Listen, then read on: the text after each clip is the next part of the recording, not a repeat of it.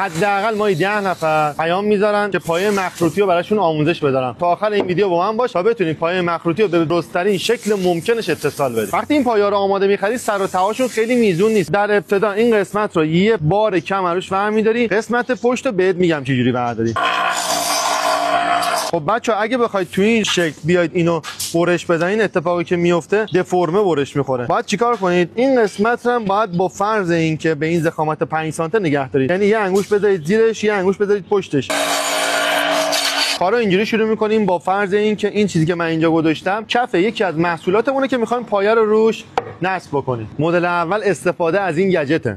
قسمت پشت این گجت یه فلش داره، اینجا هم خزینه شده برای اینکه تو اینو اینجوری قرار بدی و پایه رو به سمت کنج کارت میزون کنی. این قسمت بالای گجته، این قسمت زیر گجته. توی این مدل گجت چون خودش یه زاویه رو در نظر گرفته، دیگه نیاز نیست شما به این کارت زاویه بدی، به پایت زاویه بدی. تنها چیزی که نیازه با همون قسمت صاف روی این قرارش بده، دیگه زاویت خودش در میاد، مگر اینکه زاویت زیاد باشه مجبور باشه پایتو با زاویه بزنی. نکته اصلی اینجاست که بدونیم این گجت رو کجا قرار بدیم تا پایمون از کار بیرون نزنه. یه گونیا با MDF یا هر چیزی که به این شکل باشه و بلند باشه درست بکن، به کنج کارت که میخواد پایه نصب بشه اضافه بکن. در نهایت گجت تو بیار بذار، ستون رو روش قرار بده پایتو، بعد بالای کارو نگاه کنید همزمان به جفتش بخوره تا دیگه تکون نخوره. حالا تو این قسمت پایه رو برمی‌داری، مطمئن شو جای پایت اینجاست و دور پایت یه خط میکشی.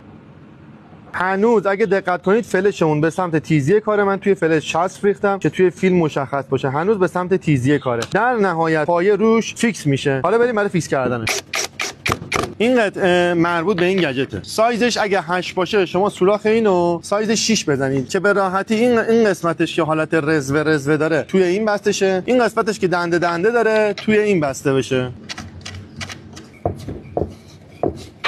پایمون تموم شد، حالا تستش میکنیم. این قالبمون رو میاریم بهش نزدیک میکنیم. وقتی آروم آروم نزدیک کنیم در نهایت میبینیم دقیقاً با هر جفت اینا در تماسه و دقیق یه جور درست شد که از حاشیه کارمون چه از بغل چه از جلو چه از پشت دیگه بیرون نمیزنه، توی محیط خود کارمون جمع میشه. زمانی که این پایه ها دوتا باشه شما باید این پایه رو با این پایه از دور یه نگاه اینجوری بهش بکنید که هر دوتا توی راستا باشن. اینم از ساخت پایه مخروطی که بالای 200 نفر دایرکت تو کامنت داده بودین که پایه مخروطی رو بهمون یاد بده.